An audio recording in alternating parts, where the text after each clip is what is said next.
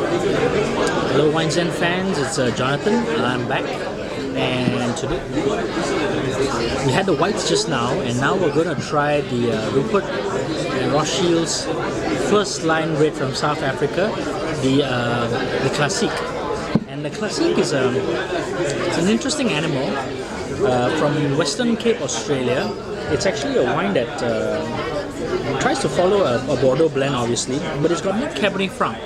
And apparently they do a lot of Cabernet Franc in South Africa, which I just discovered, to actually give it a bit more complexity. That's why, in addition to just your Merlot Cabernet Sauvignon blend, you got, when you throw Cabernet Franc in there, in addition to the dark chocolate or black currant or black cherry notes, the Cabernet Franc throws in a little bit of a blueberry note, making it a bit more interesting.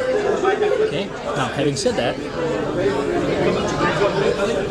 the first Classique I had was a little bit alcoholic. It is, however, let's see, a 13% wine, but I think they're under-declaring. It is from South Africa, so they do tend to get very ripe over there. But okay, this one I'm having is a little bit more open, and the volatile alcohols has burned down a little bit.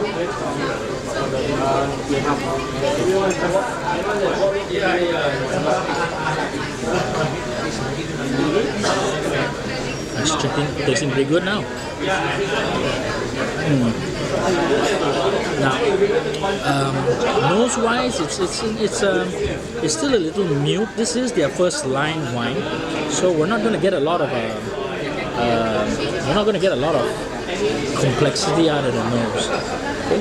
But it's all in the palate. I get the ripe currant. I get the dark cherry. I do get the little hints of blueberry, and a little bit of dark chocolate, and a little bit of nut. A little bit.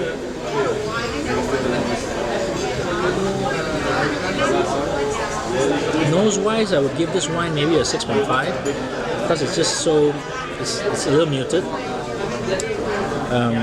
The palate wine, it's pretty, it's a decent wine.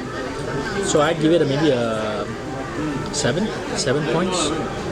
I do get all those flavors I talked about just now, but they seem to be kind of like just thrown in there. It's not like it was like how when you eat a meal, someone can throw all the ingredients like rojak in there, or they can kind of arrange it like and give you a really good presentation and flavor after flavor follow through. But this one here is kind of like a bit, it's mixed.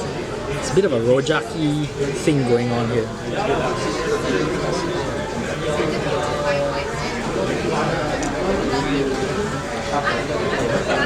Structure-wise is okay, going to about maybe a medium range, medium bodied wine. So taste-wise, I would give it a 7. Body-wise, I'd give it a 7 as well. Now, acidity-wise, it's a little bright, mainly because it's really young. It is a 2011 vintage. So,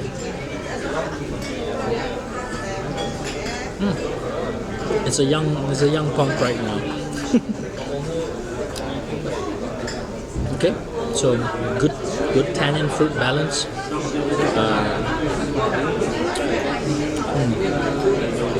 So on that, I would probably give it a 7.5, just because. Gotta reload on the finish.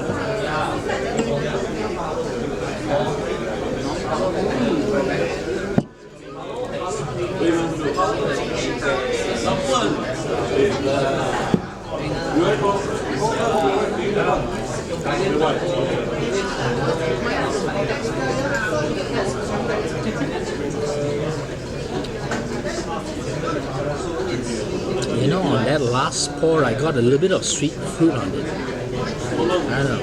There seems to be a very high bottle variation on these wines.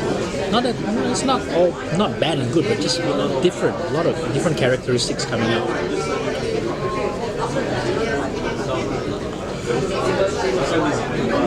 Has a 20-25 second finish around there, so gets a 6.5 on the finish. Not bad it's a good value wine. but let's go try the its big brother.